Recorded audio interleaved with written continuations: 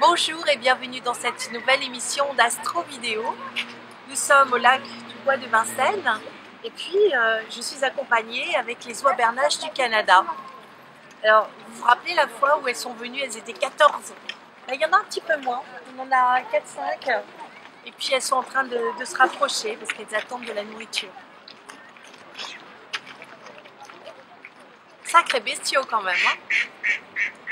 Alors, nous sommes le 18 octobre 2016, nous allons regarder les aspects marquants astrologiques de cette journée.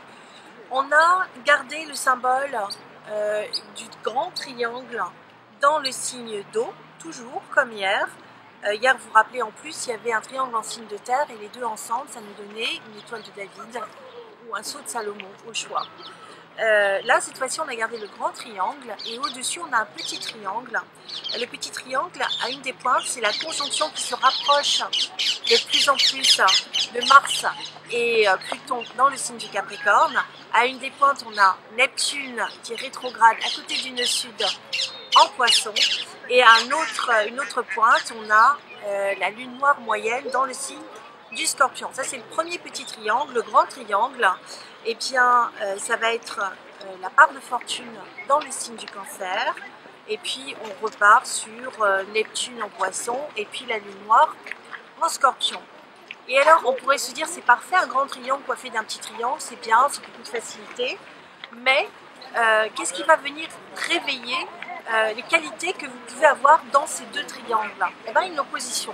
Une opposition, on a la conjonction Pluton-Mars dans le signe du Capricorne et juste en face, on a la part de fortune dans le signe du Cancer. Et cette opposition, ça veut dire que ça concerne, hein, si on parle dans la grammaire astrologique, donc on peut être concerné par quelque chose qui peut nous rendre heureux ou malheureux. Alors, par exemple, pour les cancers, ils peuvent être angoissés parce que la part de fortune nous dit qu'il manque de joie, parce que c'est en opposition à Mars-Pluton. Donc, est-ce qu'ils sont inhibés dans l'action? Est-ce qu'ils paniquent? Est-ce qu'ils ont une angoisse qui remonte? Évidemment, c'est passager, bien sûr. Ça peut être une inspiration ou le fait qu'ils ont une extra-lucidité, parce que Pluton permet de voir au-delà des apparences, et donc ça donne envie d'agir et de bouillir d'impatience, parce qu'on veut se réaliser plus vite. C'est un exemple parmi tant d'autres, bien sûr. Donc, on a ce symbole-là, au total, une forme géométrique qui s'appelle un cerf-volant et c'est un grand atout dans la vie parce que chaque blocage va amener sa résolution et va vous obliger à sortir ce que vous avez de plus beau et de plus fort et de meilleur en vous. Donc c'est une journée MacGyver. Vous avez tout sous la main, il vous suffit juste de goupiller le puzzle. Le chemin de vie, quant à lui, est toujours dans le signe de la Vierge pour un bon moment encore. Il est à 11,53 °, donc il est encore dans le deuxième décan. Et il va faire encore un très bon aspect avec la conjonction Mars-Pluton en Capricorne. Donc là, franchement, si vous n'êtes pas sur le bon chemin, je me demande comment vous allez faire. Parce que le chemin s'y prête. Tout concourt à vous mettre sur la bonne route, malgré vos peurs, malgré vos inhibitions, malgré les illusions qui sont symbolisées par Neptune en Poisson, à l'opposé donc du signe de la Vierge où se trouve le chemin de vie. Tout à l'heure, enfin hier et tout à l'heure aussi, mais hier je vous racontais qu'il y avait une opposition, alors elle est très importante, entre Uranus, donc qui se trouve dans le signe du Bélier, et la Balance. Alors dans la Balance, on a du monde. Donc ce qui veut dire que cette opposition va être pas simplement simple, elle va être triple. Parce qu'on a Mercure, qui est la communication maître de la Vierge, mais aussi le maître du Gémeaux. on a le soleil qui est à côté, et puis un peu plus loin, on a la lune noire vraie qui, elle, est dans le signe du Scorpion. Et tout ça, tous ces points-là vont être à l'opposé d'Uranus qui, lui, est rétrograde. Alors, Uranus est le maître du Verseau, donc ça concerne aussi les Verseaux, ça concerne les Balances, ça concerne les Béliers.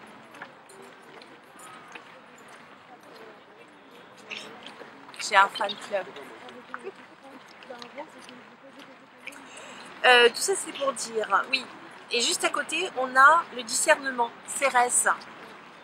Cérès est un planétoïde dans l'état dans l'esprit du signe de la Vierge. Donc on a beaucoup de choses qui correspondent à la Vierge, à Mercure, à la communication. Mercure, c'est l'intelligence pratique, c'est la manière de se mettre au service d'eux, de manière très pragmatique. Uranus, ça va être l'intelligence rapide, les traits d'esprit, à tel point que ça peut être aussi les nerfs et le déséquilibre nerveux. Donc, où on se situe en matière d'intelligence pratique et d'intuition fulgurante en traits d'esprit, et où est-ce qu'on se situe en stabilité ou en déséquilibre. Alors, heureusement, Uranus est en très bon aspect avec Chiron en Poisson, donc c'est une sorte de guérison quand c'est en bon aspect, Chiron. Donc on peut dire que cet aspect-là favorise les Poissons et favorise les Béliers, puisqu'Uranus est en Bélier, mais favorise aussi les Verseaux.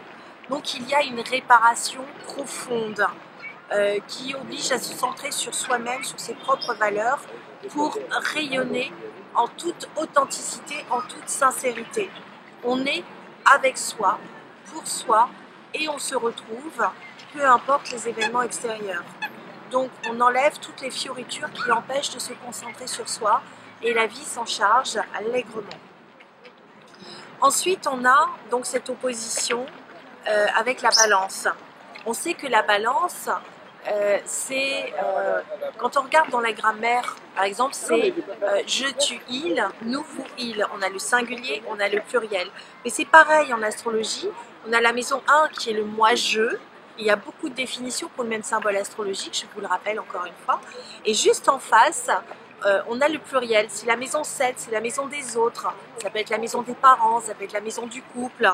Et bien cet axe-là, moi, je, les autres, dans l'absolu, est très concerné. Et donc, il va y avoir des changements qui sont soudains, qui ne sont pas forcément voulus, forcément, sinon ils ne seraient pas soudains, qui vont demander une adaptabilité, une réactivité importante, puisqu'Uranus, dans le fond, est toujours au carré de Pluton, et forcément maintenant de Mars. Donc il peut y avoir des déséquilibres nerveux, il peut y avoir des réactions qui sont excessives, il peut y avoir une envie de changer les choses très rapidement, et on a l'impression que justement cette rapidité va nous apporter la solution. Or, c'est pas vrai. Il faut simplement s'adapter et être très réactif sur une situation qui ne nous convient pas, mais la regarder de manière objective et la regarder pour ce qu'elle vient nous montrer, pour qu'on soit à nouveau soi-même, en accord avec soi-même. Donc c'est pas simple à vivre, il peut y avoir une très grande nervosité. Mais rappelez-vous, on a ce grand triangle en signe d'eau qui va nous inspirer, qui va arranger les poissons qui vont être soutenus même sur le plan financier. Alors je sais que ça peut en surprendre plusieurs, parce que moi je connais une petite poissonne qui a des gros soucis, et d'ailleurs je lui dédicace cette émission. Il y a quand même une conjonction Pluton-Mars qui vient la soutenir, lui donner un coup de pouce avec un retournement de situation favorable, puisqu'on a Chiron qui vient la guérir quelque part, on a la part de fortune qui vient lui apporter de l'amour, du soutien, de la joie, mais on a toujours Saturne qui dépouille, et Saturne demande la structure juste, la rigueur, et puis balaye tout pour clarifier les choses, pour justement amener la paix et l'abondance, et quelque chose de beaucoup plus agréable.